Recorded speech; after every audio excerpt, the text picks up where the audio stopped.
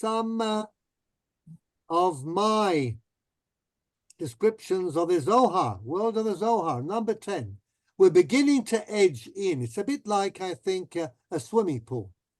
We start with at the shallow end and slowly wet our feet and then put the chest in and then the rest of the body. Then we let the head drop beneath. And if you're still standing on your feet at that stage, we'll see what we can do. But let's see. The first mention of the 10 Sifirot. Now, I am going to have to look carefully for a native English speaker, but we have a couple here. Good evening, Ian Taylor. Good evening. Good evening, and you're one. So, unless there are Swiss people who would love to read, I mean, I may be doing you all an injustice. Darf ich dir bald später zurückrufen, Entschuldigung. Ja. Okay.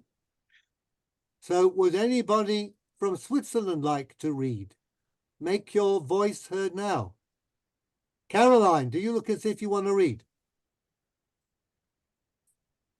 I prefer not. I like to listen. Okay. I respect everybody's wishes. Michael, do you like to read? Oh. No, thank you. Good. Okay. So I will continue with my policy of looking for the English speakers. And we begin with Shmuley. You're on. The first mention. He's from Manchester. That's not English. I was waiting for somebody to say that. Thank you, Ian. We'll return the compliment in due course. Oh, thank you. I hope somebody isn't insulted.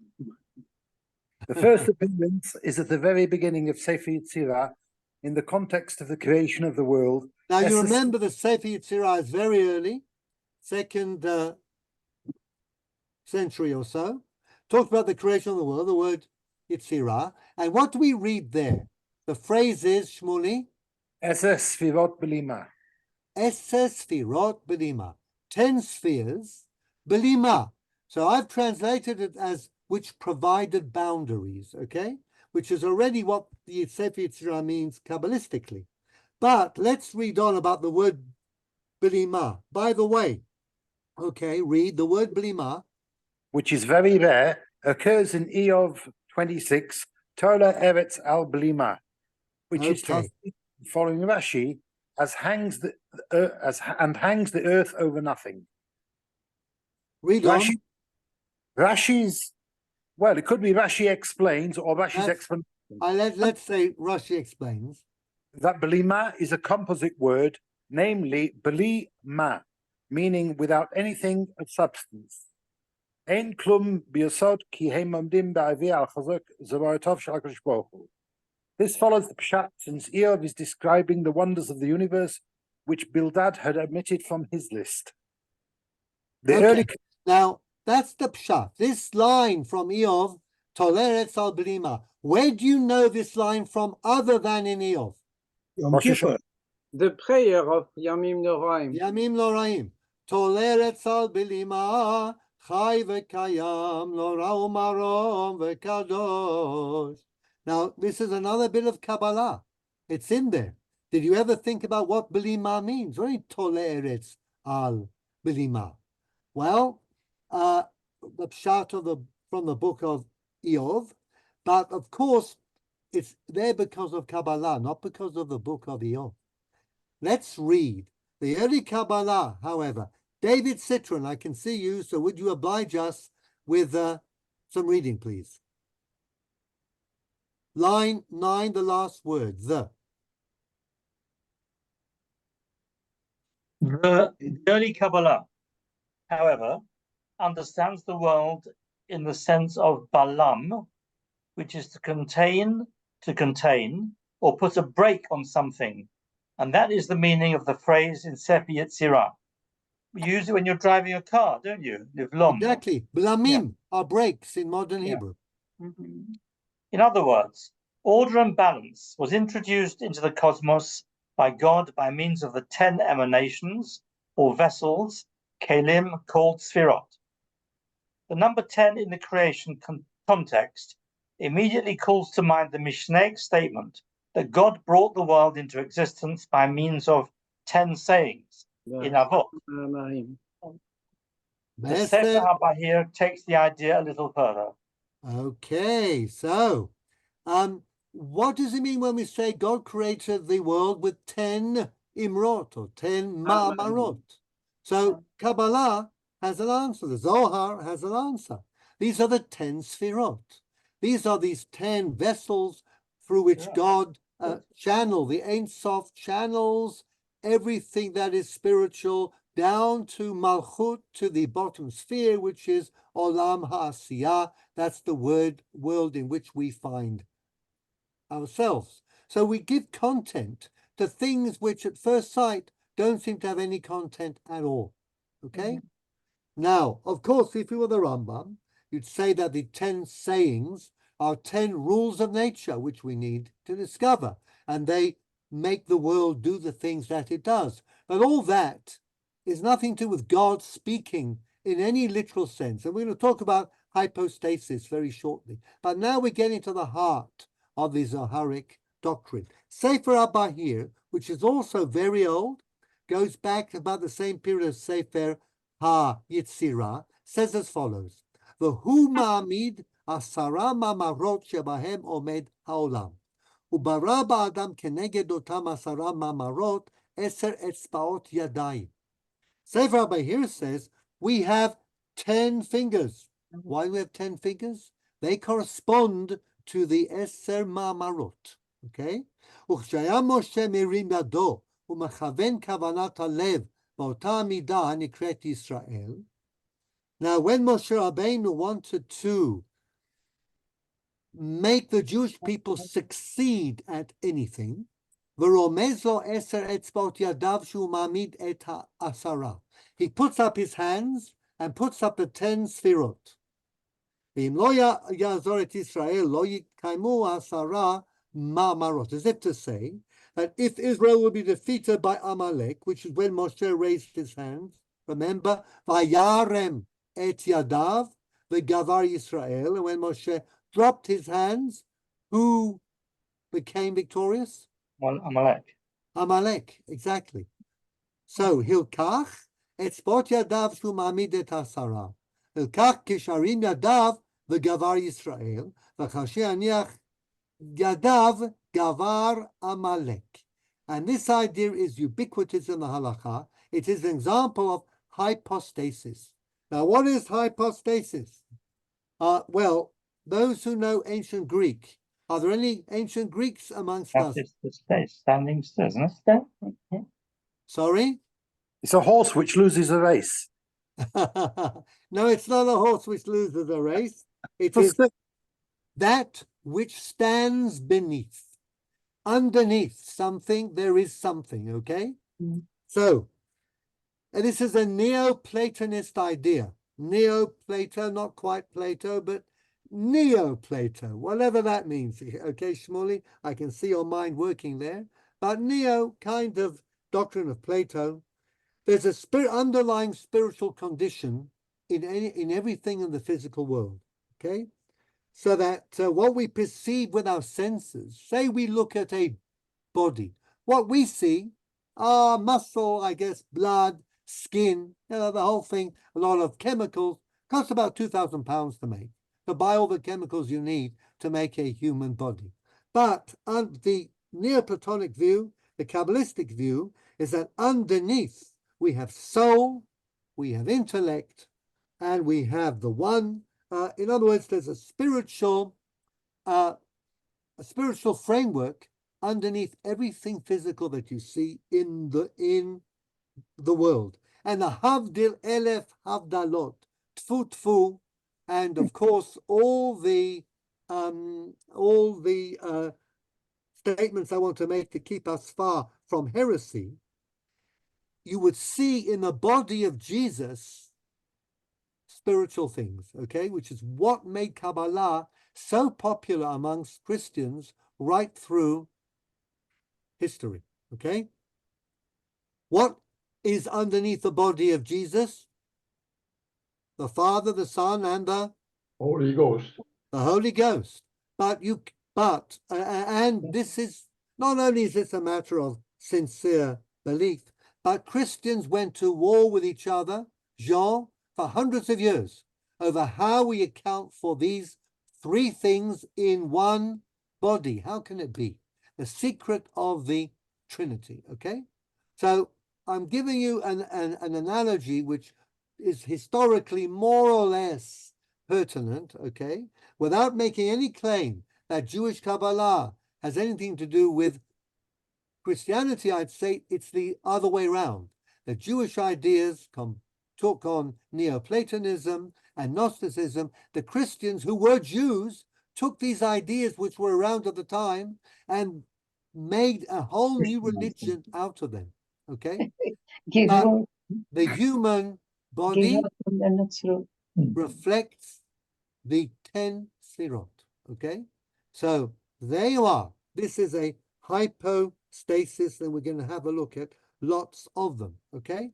But anything you see, touch, or feel has an underlying substructure which gives it a spiritual significance, okay? So the human body is the hypostasis of the Sefirot, and every limb expresses a different Sefirah. So the hypostasis is more real than the reality. You have to remember that.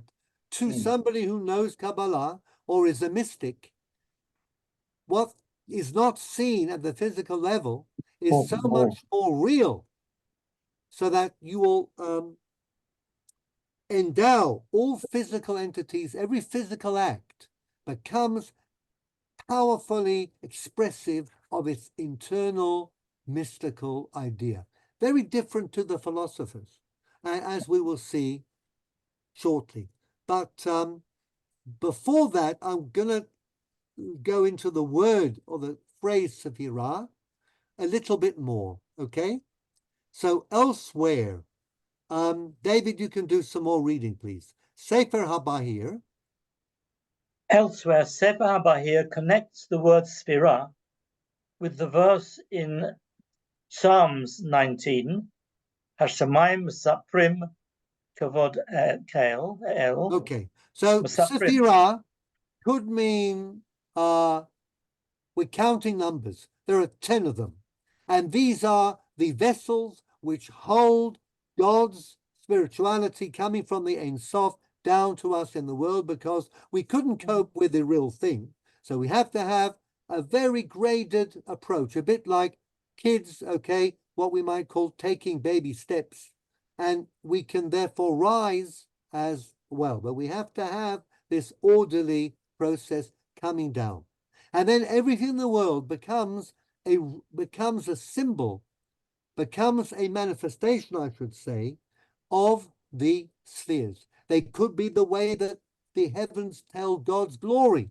Hashemayim Mesaprim Kavod El. Okay, another suggestion regarding the word Sefirah is sapphire. Why sapphire?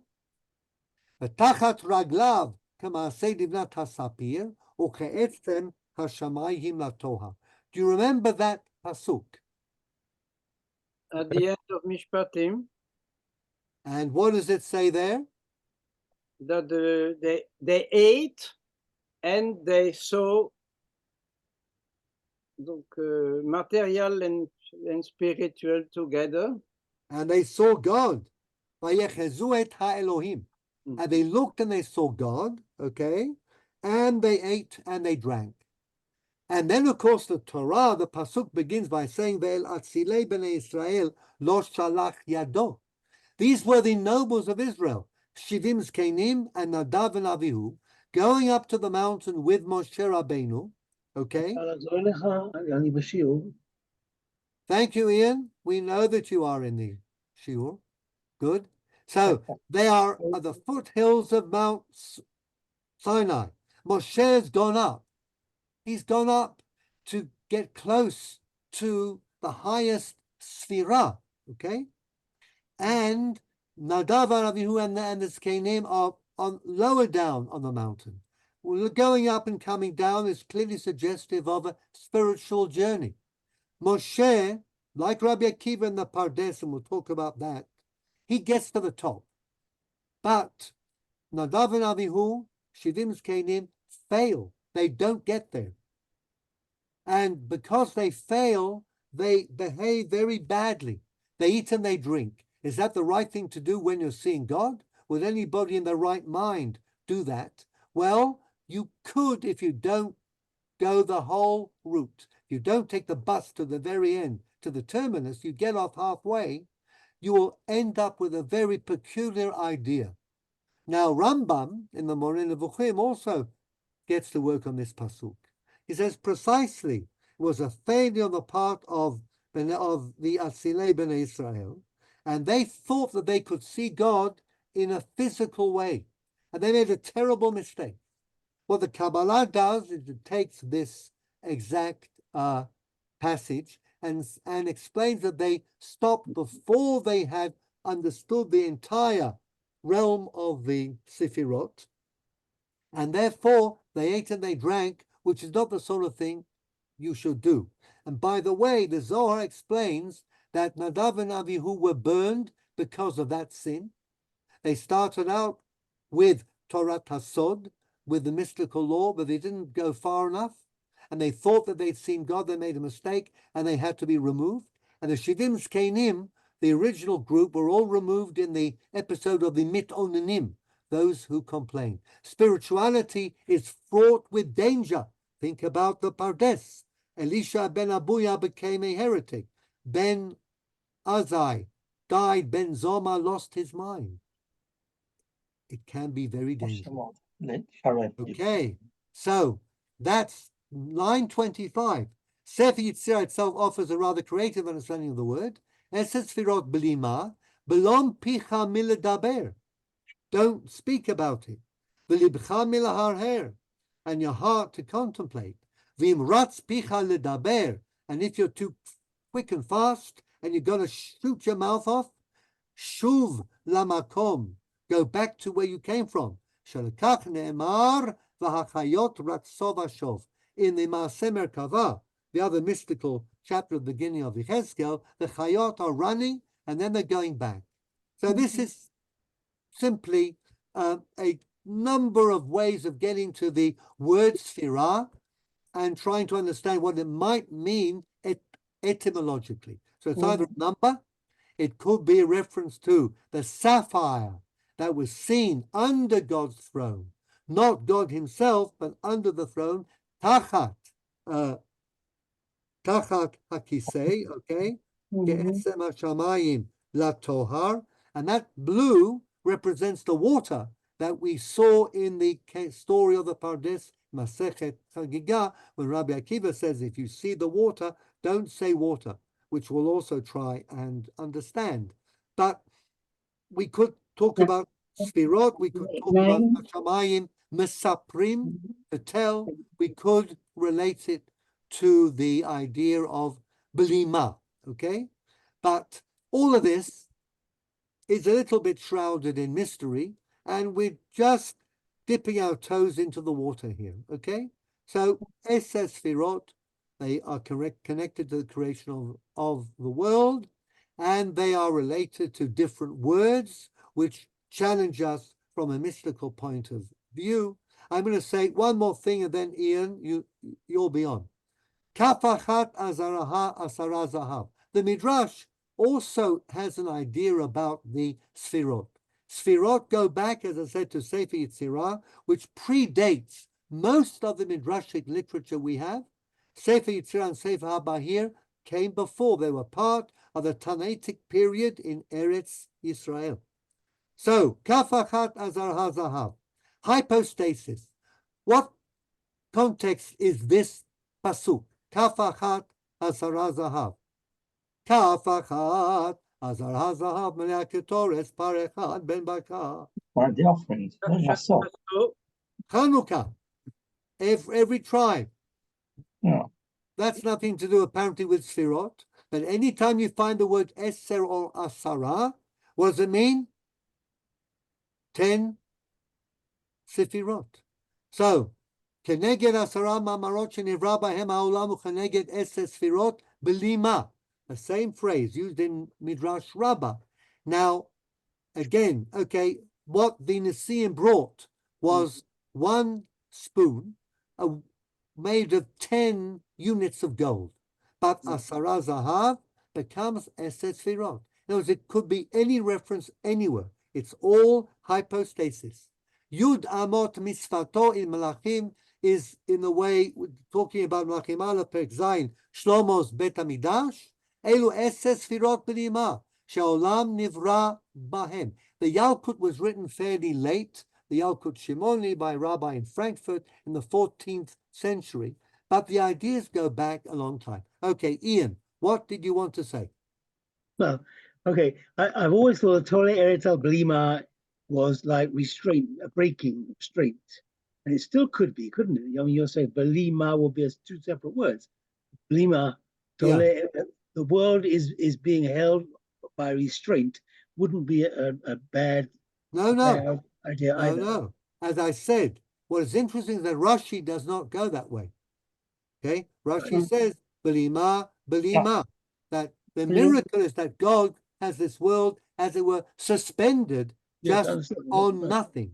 The Kabbalah says, Poleretz al Belima, Eses Sfirot Belima, they control and they, if you like, dietize and they ration the power of God's goodness that made the world possible in ways that make God's goodness manageable.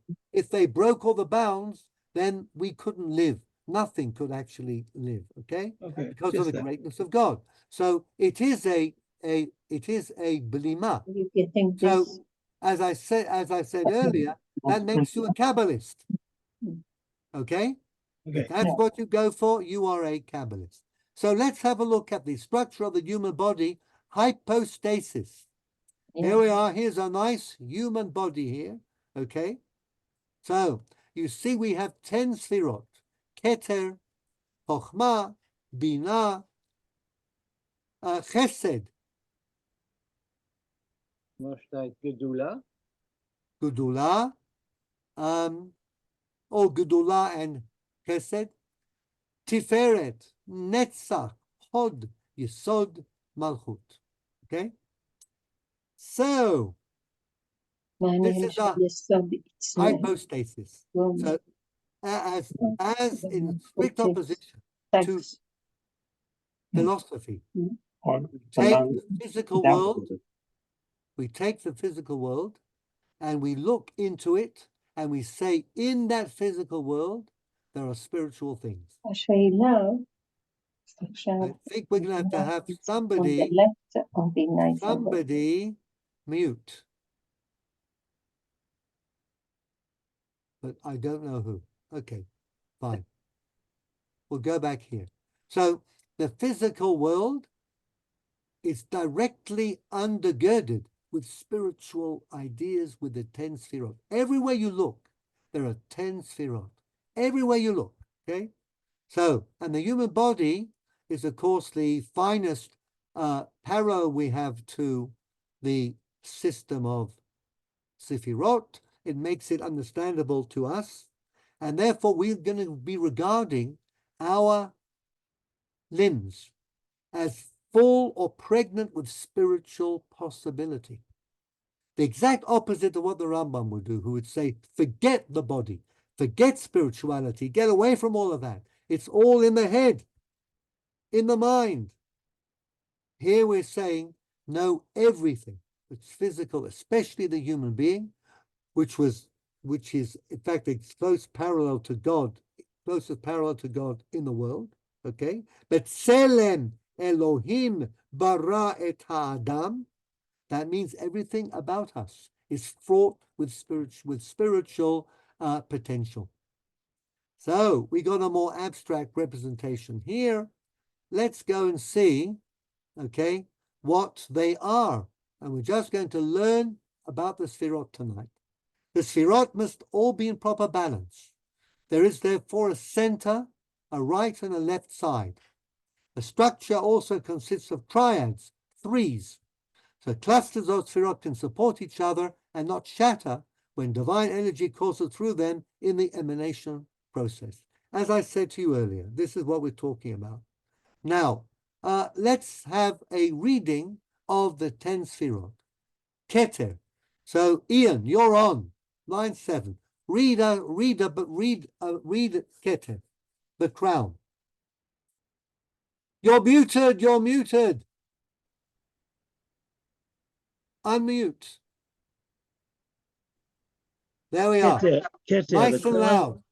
The crown above the body, which is represented by the skull and provides balance in the creation process, is the link between Ein Sof and the Sephirotic realm, which is extremely complex and the subject of a vast Kabbalistic literature. So, we could go on about this for Shiur after Shiur. But we know a little about Ein Sof. We can never understand that. We know that there are all these Sfirot between the Ein Sof and our world, which is Malchut. Okay? Hashem lemelech al kol haaretz. Hashem doesn't mean Ein Sof, of course. None of the names of God in the Tanakh refer to Ein Sof. This is something much more, if you like, lower down and corresponds to a sequence of Sefirot. Okay. For this reason, it is omitted from the Sephirotic system in many Kabbalistic schemes. So the first Sphira is Chokhmah, the second is Binah, the third is Da'at. So you have Kabbalistic systems which actually put the crown above. We're not going to deal with the crown. So we put as number 3, Da'at, Chokhmah, Binah, and Da'at. And this is, of course, Ian, Chabad, the acronym of Da'at, Binah, Chokhmah. Sorry, I should have the word. Chokhmah, exactly. Binah, Da'at. So did you know that was what Chabad stands for? The I actually did, but that's all. 3 Sefirot. Doesn't get me a long way. Yeah. And now why? Now you're going to learn why. Read the reason for. Chabad's movement adoption of this acronym is that the first 3 Sfirot are all associated with the divine mind and are referred to by the Zohar as Mochin. Here the emphasis stuff, okay? Here the emphasis is on the intellect in the intellect. 7. Yeah. In the 7 lower Sfirot, the emphasis is on emotion. The idea is to emphasize the intellectual approach of Chabad Hasidut as opposed to other more emotionally spontaneous forms of Hasidic spirituality.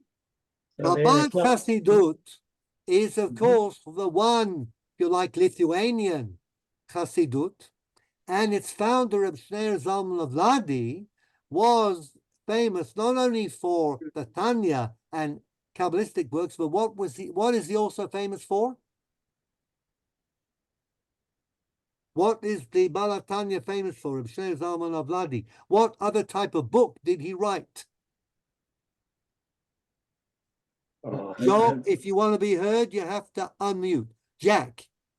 I think it was in Shulchan Aruch from the Palatanya. It was indeed the Shulchan Aruch Harav. Well done. Yes. He wrote a Shulchan Aruch that Chasidei Chabad use to this day. One of the things that the Chabadniks are very strict about is Chametz on Pesach. Has anybody had a Seder with a Chabad family? Oh. No? Okay. Then you don't know how they eat matzah. They eat matzah with a muzzle over their mouth and nose, or rather over their mouth, so that nothing drips on the matzah could possibly make it gebrochts. In other words, the idea of gebrochts for Chabad is absolutely like off the wall. Okay? So this is one of the chumras. But why did Reb Shneur Zalman of Ladi, the founder of Chabad Hasidut, write a Shulchan Aruch to prove that he was also a Talmid Chacham and a halachist, and he had hoped, they say, to convince the Gaon of Vilna that he should be taken seriously. Other forms of Hasidut, Polish Hasidut, were clearly emotional people running around, dancing, breast-love, springing up and down, moving their hands, shouting out during davening. Chabad claims to be a much more, the most intellectual type of Chassidut, and less given to all of these spontaneous emotional outbursts of singing, dancing, of joy. I think the Chabad Nigudim are generally fairly solemn, and are not famous for their dancing and prancing. They're the Yekas of the Hasidic world. Here we are. This is straight from Ian's mouth. The Yekas of the Hasidic world. But now you know why. In other words, Chabad represents the first triad, the first three Sefirot, the highest ones, Chokhmah, Binah, and Da'at. We'll see what they are soon. But they are meant to be a symbol of the essential intellectualism of Chabad Chassidut. Now, I'm not going to say any more because we could talk all evening about Chabad, but just so that you know where it comes from and why it is related to the Sfirot. And in fact, Rabbi Shalom Dov Ber Schneerson, he's the Admor Harashab. Is there anybody listening to me now who is into Chabad? Don't hear, so nobody is. Just by the by, Reb Shalom Dov Ber or Duber Schneerson actually was a patient of Freud. He went to see Freud in Vienna because he was actually molested from the age of 6 until 13 when he married by one of the Rebbe's assistants. He was sexually molested. He had a lot of problems with that, and he actually got treated by Freud. Now, Freud basically used some kind of electrical device. Okay, gave him a few electric shocks, I think, and he thought it helped, and he tried to buy a cheap device in Vienna, and he took it back to Lubavitch or wherever they were, and it didn't work there, but he had problems for the rest of his life. That's just a by the by. But he wrote Kuntras HaAvodah, which was translated into English by Louis Jacobs under the title The Tract on Ecstasy. So let's just see what he says here. So I'm going to go back down, and Shmuley, we're back to you. Line 17. Reb Sholem Dov Ber Schneerson. You're muted, unmute. You're right, you're quite right, yes. Kuntras HaAvodah illustrates the more cerebral Chabad approach. For example, as opposed to most Hasidic groups, powerful body movements and gestures during prayer are not regarded in a favorable light. And as Ian Taylor said, they're the Yekas of the Hasidic world. Emotion. 10 o'clock, they're not Yekas when it comes to time. No, only because they are reserved emotionally. Okay, not when it comes to time. Or you could say they are Yekish about Hasidic time. How's that? Emotion for Chabad. Emotion for Chabad is the fruit of contemplation. The task of man in prayer is to reflect deeply on the way in which the light of the Ein Sof sustains all things. The material universe should dissolve so that only the light of the Ein Sof is seen. Then the heart moves in rapture when the divine element in the soul meets the divine power by which all things are sustained. Okay, these are words. I've translated them from the Kuntras HaAvodah. Again, a lot of this stuff is going to be words for us. It'll take time, perhaps, to paint a stronger picture of what we're looking for here. But you understand that everything that we do according to Zohar and Kabbalah in our physical lives is significant in terms of the way the world was created. That is the system of the Sefirot. And Avodah, Avodat Hashem, serving God, the way in which we try and connect, we try and see this. We look at our hands, Moshe's 10 raised fingers, and what we see, Sefirot. And we're thinking of Chokhmah, Binah, Da'at, Netzach, Sod. How are we going to bring these into harmony. What are we going to do in our lives that produce harmony in different aspects of our personalities? Let's read on, because I really think that just going through this is going to help us for whatever's going to come next. So we've talked about Keter, talked about the fact that Da'at slips in and kicks Keter up beyond human ken. Chochmah. So the top sphere or Sephirah would be Chochmah. So Shmuley, I can see you, so continue, please. Chochmah is the wisdom in all God's willed creative activity. It is wisdom in potential, which is also remote from most human understanding. It lays the basis for the wise unfolding of the divine will, the Koach Ma. Kabbalah and Zohar love splitting words, okay? Counting and splitting words. What is the plan? For the development and perfection of the creative primordial force, represented by the right brain, as opposed to the wrong. Sorry? The wrong way. The wrong brain. Yes, of course. Bina and David Citron, can you read us Bina, please? Are you still here? I think they go back to mute default.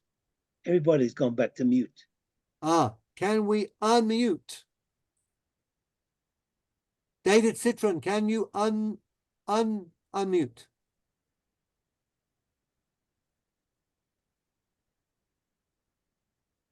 Unmute.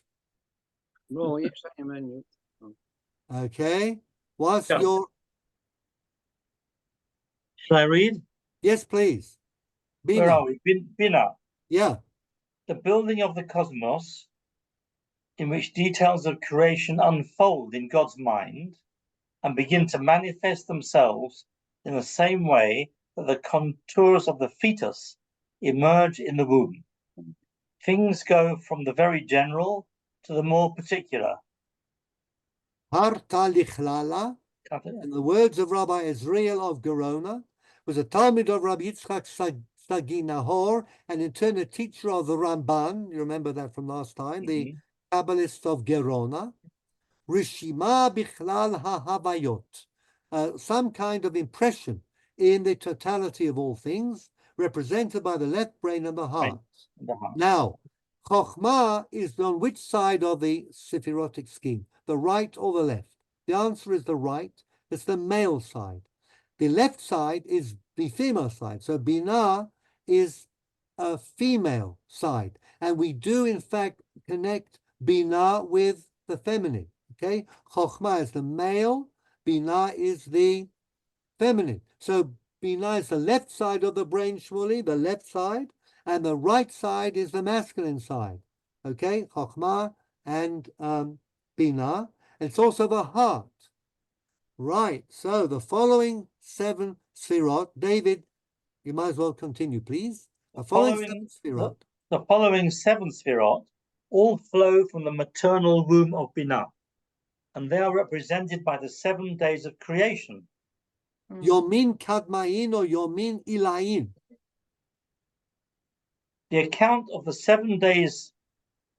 7-day creation period is actually a description of the archetypes of the 7 lower Sfirot. 7 days, 7 processes in creation, 7 lower Sfirot. Now your universe has included a whole other dimension. Sfirot are everywhere, anywhere and everywhere, okay? And the Zohar says you've got to think about them. Otherwise, you lose. Chesed. David, continue. You're doing well. Chesed, unlimited flow of divine goodness, which does not have any bounds. It is represented by the right arm, including 10 fingers. And that's why when Moshe holds up his 2 hands, 10 fingers, Yisrael Gover, of course, because he's got all this Sfirot on his side and represents Abraham. No, but the right, Abraham was Chesed. Shmuley. the right arm does not include 10 fingers. You're right. I mean, 5. Oh, all right. Yeah, 5. Okay. When you put them together and they're in perfect balance, you get 10. It is associated with God's mercy. It's anything to do with the Hamza, is it? Anything to do with the A Hamza? lot to do with Hamza, sure. 10 fingers, 5 fingers, holding up, full of mystical significance. David. And is the bedrock of free will and repentance. The first day. On which side, surely, of the scheme is Chesed, right or left? It depends which one you're looking from. That's right. We look The at right it. Right. one. Abraham, the right side, the male side, the very powerful, generous side, okay? Chesed. So what is Gevurah?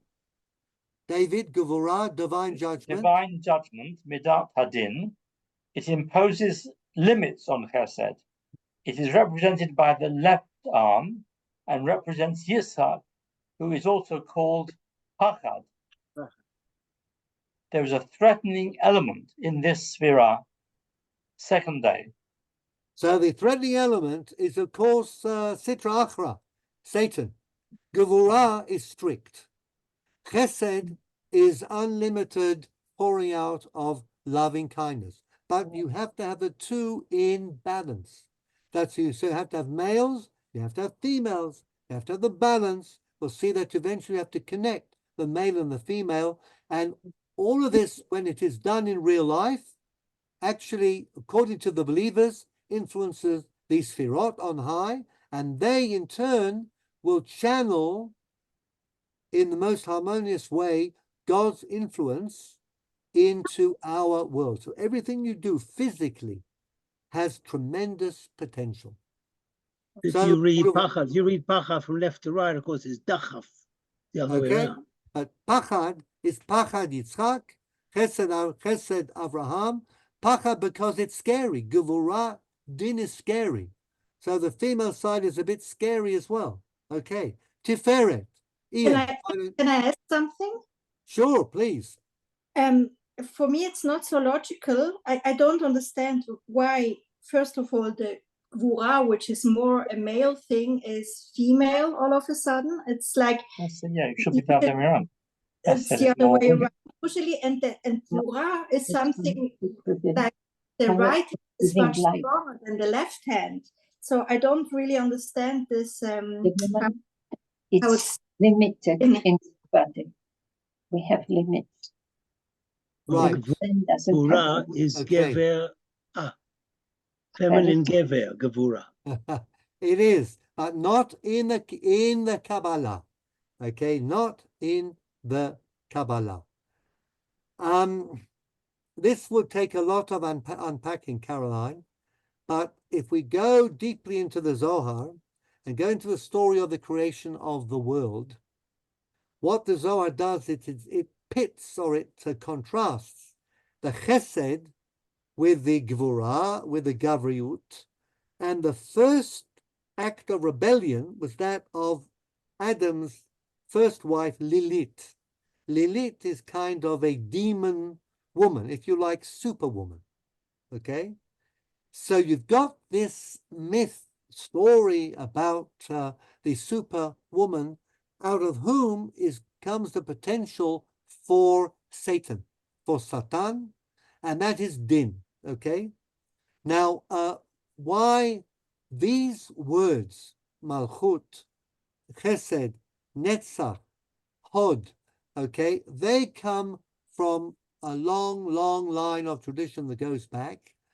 And without getting into it too deeply, they may be representatives of a whole ancient way of looking at the difference between what goes on in the world, the underlying structure, and there is a bias in favor of the male on the right-hand side. There's a bias against the woman on the left-hand side, and she is conceived of as a very powerful, dangerous, okay, creature, okay? And that speaks to something very deep in the way human society has always thought about women. Okay, Well, so obviously an agenda there. Obviously an agenda there, isn't it? there is agenda. Very good. Agenda. Yeah, Excellent. agenda. Yes, there is indeed. That's as much as I can tell, as I'm going to say now, Caroline. But Thank I'll you. see if I can I'll give you some more stuff on this next time and tell you where to read about all of Thank it. you. If you're interested. Okay, so let's read on. Tiferet provides the balance. Who'd like to read? We have three readers. So I'm going to go Okay. back to the same readers every time. Shmuley, you're on. Tiferet provides the balance between Chesed and Gvura. It is located in the torso and represents Yaakov, who is called Emet, third day. It is sometimes referred to as HaKadosh Baruch Hu. So Kadosh Baruch Hu in the scheme of the Sefirot is Tiferet, okay, which is the third of the 7 lower Sefirot. Emotion. Okay, so that's HaKadosh Baruch Hu. Ein Sof is way up there. Okay, read on. Netzach. Seeks to establish eternal truths on earth and is represented by the right thigh extending to the number of toes. It represents Moshe. It's the Moshe. fourth day. Yeah, okay. Hod. Connected with the establishment of the place of God's worship on earth and is represented by the left thigh. Its representative is Aaron HaKohen, the 5th day. So Moshe would be on the right and Aaron would be on the left. So Moshe, Aaron, again, left, right, and left. Yesod. Generative principle identified with the male reproductive organ. It supports Netzach and Hod. It is represented by Yosef HaTzadik, who represents the sanctification of the generative process. Why would Yosef HaTzadik do that? Because of the Eishes Potiphar. Exactly. He stood firm and didn't allow his seed, and this is what we're going to get into soon enough, to be misused. The 6th day. Malchut. Finish it off, Shmuley. Also called Shechina, it is the prototype of God's rule over his creatures in the world, the aim of which is the achievement of harmony in the Sephirotic realm. It is represented by King David and is symbolized by Shabbat, which enacts the idea of unity at various symbolic levels, including the erotic one. I don't need to tell you that Shabbat is a designated time for Jewish males and Jewish females to get together. That act of unity is in fact the marriage of the Shekhinah with HaKadosh Baruch Hu, with Tiferet and Malchut, okay? So if you're a Kabbalist, you know this, and you wouldn't want to share this with too many people, okay? Because you have to understand this is a holy eroticism, not a sensual one, okay? But these ideas are very powerful in the Kabbalah, which is based entirely, to a great extent, upon hypostasis. All right, so the emphasis is on the female side in Malchut. It is associated with the mouth and the oral law. Torah Sheba'al Peh, Torah Shebichtav would be male, and Torah Sheba'al Peh would be female. And you have to bring, the important thing is to bring them all together at the various different levels, which are given names. These names that go from Keter down to Malchut. So in order to make this a little more tangible, let's have a look at some of the Sephirotic applications in the liturgy. And I want to make this more real to you, okay? So I put something a little modern in here. Modern popular Kabbalists tend to add a moralizing element to the Sephirotic scheme. They begin by shifting the focus of the 7 lower Sephirot to the ones that we can really empathize with and connect with, from the theosophical to the moralistic. Chesed is love, kindness. Gevurah is strength, discipline, judgment. Tiferet is beauty, harmony, balance, compassion. Netzach, endurance. Hod, splendor, humility, acknowledgement, sincerity. Yesod is the foundation, bonding, beginning. Malchut, sovereignty and leadership. So we, in fact, are trying to make sense of all sorts of qualities we have, okay, and trying to find the right balance. And the Sfirat HaOmer is an excellent example. This approach is nicely illustrated in the Kabbalistic framing of Sfirat HaOmer. The Sfirah liturgy is replete with Sifrotic ideas in addition to the word Sfirah itself. Now, if you're a Kabbalist and you believe in the Sfirot, then counting the Omer, which is called Sfirah, has to be a field day for you, okay? Clearly, this is the one clear reference to Sefirot and counting. So how do most Orthodox Jews, except for Jean, I'm sure, who I hope is still here, Jean, You don't do see you it? say the Shem Yichud Kudsha Barichu? No, but my father was saying. There we are. I assume he was a Polish Jew, and that they were full of Kabbalah. So what you're saying when you count the Omer, the Shem Yichud Kudsha, we want to unite Hakadosh Baruch Hu Ushchinte and his Shechina. The marriage, if you like, the what's the name for a sacred marriage in Greek? Holy The matrimony. no, I want the Greek. Okay, it will come back to me, I hope. The Shem Yichud Kudsha Barichu. I'm counting the Omer. What am I doing? I am striving to unite Hakadosh Baruch Hu and his Shechina, okay, which is, we said Tiferet and Malchut, Bidechilu Urechimu, with trembling and with awe, Liyachet Shem Yud Hey Bavav Hey. We want to get the Yud Hey united with the Vav Hey. We split the Yud Hey Vav Hey. Everything we try to do is to bring them together. I'll do that numerically, perhaps in a future shiur. B'yichuda shelim, perfect unity b'shem kol Yisrael. So anybody who says that is a Kabbalist, okay? And what do we say in the ceremony? Ana b'koach. After Ana b'koach, what do we say? Baruch Shem. Why?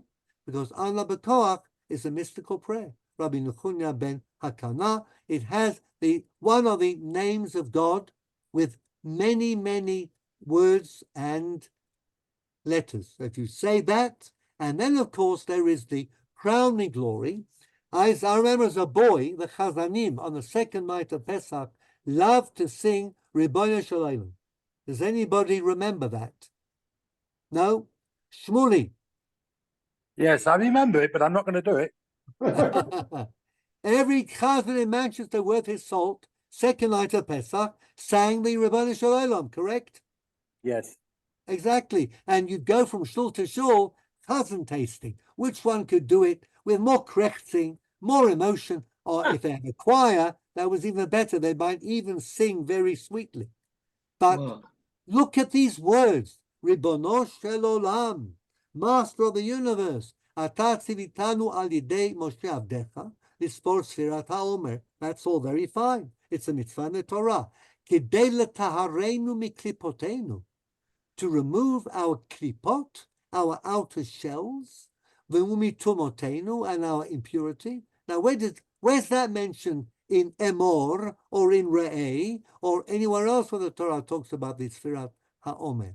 Okay? כמו שכתבת בתורתך, וספרתם לכם. Now, Sfirah becomes an act of removing, and the kippah, as we'll see, is actually not from the Zohar, it's from the Ari. That's the Kabbalah of the Ari, that everything in the world, because of the Shvirat HaKelim, there was a shattering of the vessels, and that produces klipot. Around us are husks, are shells that keep us from understanding why everything around us in the physical world is a hypostasis for the spiritual world. And then, of course, we say, Kedeshi Tarun Nafshotam Yisrael Mizu Hamatam. This touch of Satan, the Sitra Achra, is called Zuhama, like infection, okay? These are Kabbalistic terms. And what we're trying to do, look at this. By counting, beginning of line 5, Yutukan ma shepagamti bisfira. I injured a sphira. I didn't behave correctly, I didn't have the right intention when I did a mitzvah, or when I was when there was an erotic episode on a Friday night with my wife. All of these things, if they go wrong, are going to produce klipot, and we're going to become mezohamim, okay, infected. So what we needed to do is to repair. Tikkun, as I said, tikkun olam for the Kabbalist is not making people nicer. It is producing harmony in the sephirotic realm. והטהר והתקדש בקדושה של מעלה, ועל ידי זה יושפע רב בכל העולמות. What are the olamot? The worlds of creation, of Atzilut, of Yitzirah. Everything we do is there to produce harmony in this realm. ולתקן את נפשותינו ורוחותינו ונשמותינו וכל שדה גוף וגם, ולתארנו ולקדשנו בקדושתך העליונה, אמן סלע. Now, I don't know whether you've seen in your Sidurim, but have you noticed that each day of the Omer has combinations of Sefirot? So what did you think you're doing? Or what do you think they do? This is, we've kidnapped the entire Sfirat Omer, made it into Kabbalah. So, somebody to read, David, perhaps if you can unmute successfully, let's have you read. According to the Zohar.